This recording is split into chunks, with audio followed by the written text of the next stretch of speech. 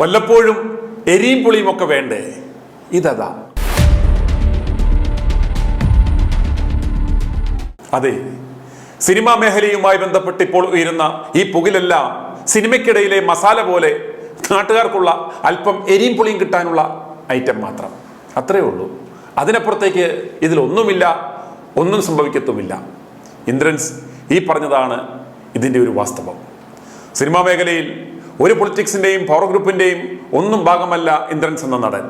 എന്തും ആരുടെയും മുഖത്ത് നോക്കി മയത്തിൽ പറയുന്ന പ്രകൃതം. 4ാം ക്ലാസ് വിദ്യാഭ്യാസം മാത്രമുള്ള ഒരു തുന്നൽക്കാരനായി സിനിമാ മേഖലയിൽ എത്തി സ്വന്തം പ്രതിഭ കൊണ്ട് നടനാകുകയും ആളൊരുക്കം എന്ന ചിത്രത്തിന് മികച്ച നടനുള്ള സംസ്ഥാന പുരസ്കാരവും, വെയിൽമരങ്ങൾ എന്ന ചിത്രത്തിലൂടെ Singapore south Asian international film ഫെസ്റ്റിവലിൽ മികച്ച നടനുള്ള അന്താരാഷ്ട്ര പുരസ്കാരവും, കഴിഞ്ഞ വർഷം ഹോം എന്ന ചിത്രത്തിലെ അഭിനയത്തിന് ദേശീയ പുരസ്കാരവും നേടിയ നടനാണ് അദ്ദേഹം. സിനിമാ മേഖലയിലെ എല്ലാ തരികടകളെക്കുറിച്ചും അദ്ദേഹത്തിന് നന്നായി അറിയാമെങ്കിലും എത്ര ശ്രദ്ധിച്ചാണ്, ആർക്കും ഒരു പോറൽ പോലും ഏൽക്കാതെയാണ് അദ്ദേഹം സംസാരിക്കുന്നത് എന്ന് കാണുക. ഒരാഴ്ചയായിട്ട് ഞാൻ അതും എനിക്ക് നോക്കാൻ പറ്റില്ല. ഇങ്ങനെയൊക്കെ പറഞ്ഞു കേൾക്കുമ്പോൾ അതിൽ നിന്ന് എന്താണ് അങ്ങനെ തോന്നുന്നത്? എന്താണ് ഇത് എല്ലാ കാലത്തും ഇങ്ങനെയൊക്കെ നടന്നുകൊണ്ടിരിക്കും. ഇടയ്ക്കിടയ്ക്ക് ഒരു എരിയും പുളിയൊക്കെ വേണ്ടേ? അതിനു വേണ്ടിയാ, അല്ലാതെ അതുകൊണ്ട് വേറൊന്നും ഇൻഡസ്ട്രിക്കോ അങ്ങനെ ആർക്കും ദോഷമൊന്നും വരില്ല. സ്ത്രീകൾ വലിയധികം ചൂഷണത്തിന് വിധേയമാകുന്നുണ്ട് എന്നുള്ളതാണ് ആ റിപ്പോർട്ടിലെ കണ്ടെത്തൽ. അതിനോട് എന്താണ് പ്രതികരണം? എന്തെങ്കിലുമൊക്കെ സർക്കാർ വേണ്ടതുപോലെ ശരിയായിരിക്കും, നടപടി എടുക്കണമെന്നൊരു ആവശ്യം. അത് എപ്പോഴും സ്ത്രീകൾക്ക് നേരെ ഉണ്ടാകുന്നത് ഏത് മേഖലയിലായാലും ആവശ്യമാണല്ലോ. പക്ഷെ അത് എന്തിനായാലും നമ്മളും നമ്മുടെ സംഘടനയിലും സിനിമയിലും ആണുങ്ങളെക്കാളും കൂടുതൽ പെണ്ണുങ്ങളാണ്. പുതിയ കുട്ടികളൊക്കെ ഒരുപാടുണ്ട്. എല്ലാവർക്കും പ്രതീക്ഷയും എല്ലാവരും നന്നായി പോകുന്നുണ്ട്. പിന്നെ പരാതികൾ ഇടയ്ക്കുണ്ടെങ്കിൽ അത് അന്വേഷിക്കുകയൊക്കെ ചെയ്യട്ടെ. അങ്ങ് കുറേ വർഷമായിട്ട് ചലച്ചിത്ര മേഖലയിലുള്ള ആളാണ്. അപ്പോൾ ഈ പുതിയ നടിമാരുടെയൊക്കെ വാതിലിൽ വന്ന് മുട്ടിയെന്നുള്ള ആരോപണങ്ങളൊക്കെയാണ് അവർ ആരെങ്കിലും പറഞ്ഞിട്ടുണ്ടോ? അതറിയില്ല, സത്യമായിട്ട് ഞാൻ മുട്ടിയില്ല. നമുക്കറിയില്ല. നമുക്ക് ഇതിൻ്റെ ഉള്ളു പിന്നെ ഉറപ്പല്ലേ, അങ്ങനെ ഉണ്ടായി അന്വേഷിക്കണം അല്ലേ, പിന്നെ നല്ലതല്ലേ. മറ്റൊരു കാര്യം, ഇപ്പോൾ രഞ്ജിത്തിനെതിരെ ഒരു ആരോപണവുമായിട്ട് ഒരു ബംഗാളി നടി രംഗത്ത് വന്നിട്ടുണ്ട്. ഗുരുതരമായിട്ടുള്ള ആരോപണമാണ്. അവർക്ക് നേരെ ലൈംഗികമായിട്ടുള്ള തരത്തിലുള്ള പെരുമാറ്റം ഉണ്ടായി എന്നുള്ളതാണ് അവർ പറയുന്നത്. എനിക്ക് ശരിക്കും ഇപ്പോഴുള്ള പുതിയ മലയാളി നടികളെ പോലും അറിയില്ല, പിന്നല്ലേ ബംഗാളി നടി. അല്ല, ചലച്ചിത്ര അക്കാദമിയുടെ നേതൃസ്ഥാനത്തിരിക്കുന്ന രഞ്ജിത്തിനെതിരെയാണ് അത്തരം ആരോപണം. ആർക്ക് വേണ്ടി എന്ന് പറയാമല്ലോ, പ്രധാനമന്ത്രിയുടെയും മുഖ്യമന്ത്രിയുടെയും ഒക്കെ പേരിൽ ഓരോരുത്തർക്കും എന്തും പറയാമല്ലോ. പെട്ടെന്ന് അറിയുന്നതും അതല്ലേ, നമുക്ക് ചർച്ച ചെയ്യാൻ എളുപ്പവും. അങ്ങനെയുള്ളവരെ കുറിച്ച്, നേതൃസ്ഥാനത്തേക്ക് ഇരിക്കുന്നവരെ കുറിച്ച് വിരൽ ചൂണ്ടുമ്പോഴല്ലേ. എനിക്കതിനെ കുറിച്ചൊന്നും അറിയില്ല. എങ്കിലും ചോദിക്കുമ്പോൾ എന്തെങ്കിലുമൊക്കെ പറയാണ്ടിരിക്കുന്നതും അവഗണിക്കുന്ന പോലെ ആവില്ല. അതുകൊണ്ട് പറയുന്നത് നേതൃസ്ഥാനത്തിരിക്കുന്ന ആളുകൾക്ക് വേണ്ടി പ്രശസ്തി കിട്ടാൻ വേണ്ടി പറയുന്നതല്ല, അവർക്ക് നേരെ ഉണ്ടായിട്ടുള്ള ആ ഒരു ചൂഷണമാണ് അവർ മാധ്യമത്തിലൂടെ പറയുന്നത്. അപ്പോൾ അത് പൊതുസമൂഹത്തിന് മുമ്പ് അറിയുകയാണ്. ഈ പൊതുസമൂഹത്തിൽ നല്ലവരെന്ന് നടിക്കുന്ന ആളുകൾ അങ്ങനെയല്ല, അവർ മുഖം മൂടി അഴിഞ്ഞു വീഴുകയാണ് ചെയ്യുന്നത്. അങ്ങനെയാണെങ്കിൽ തന്നെ നമ്മളൊക്കെ ഇല്ലേ വിടുവോ അവരെ? നമുക്ക് നോക്കാം. അതങ്ങനെ ഉണ്ടാവുമല്ലോ. നമ്മുടെ നിയമവ്യവസ്ഥിതിയൊക്കെ അത്രയും ബെറ്റർ എന്നാണ് എല്ലാവരും പറയുന്നത്. അപ്പോൾ അങ്ങനെ തന്നെ ഉണ്ടാവും.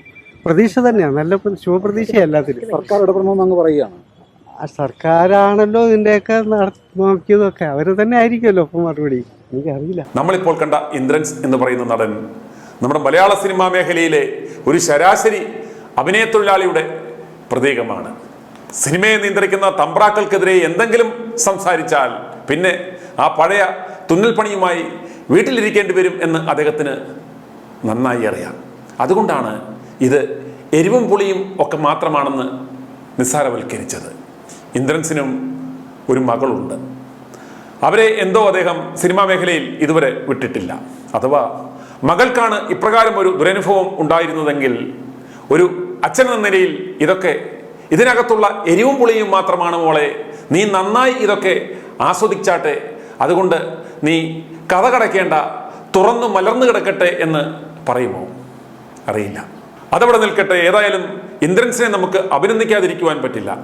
കാരണം ഈ 68-ാം വയസ്സിലും അദ്ദേഹം ഇന്ന് തിരുവനന്തപുരം അട്ടക്കുളങ്ങര സെൻട്രൽ സ്കൂളിൽ സാക്ഷരതാ മിഷൻ നടത്തുന്ന 7ാം ക്ലാസ് തുല്യതാ പരീക്ഷ എഴുതുവാൻ എത്തിയിരുന്നു.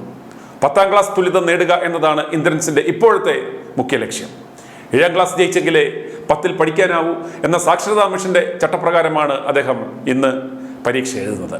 സ്കൂളിൽ പോകുവാൻ പുസ്തകവും വസ്ത്രവും ഇല്ല എന്ന അവസ്ഥയിലാണ് താൻ സ്കൂൾ വിദ്യാഭ്യാസം നിർത്തി തയ്യൽ പണിക്ക് ഇറങ്ങിയത് എന്നാണ് ഇന്ദ്രൻസ് മുമ്പ് പറഞ്ഞിട്ടുള്ളത്.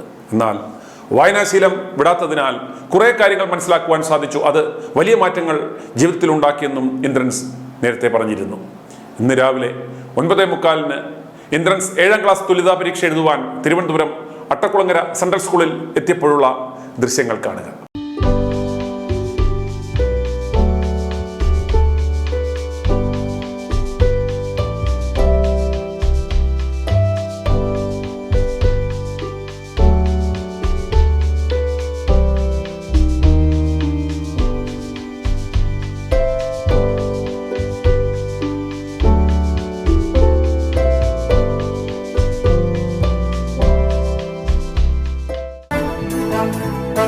i2i News, an eye for truth.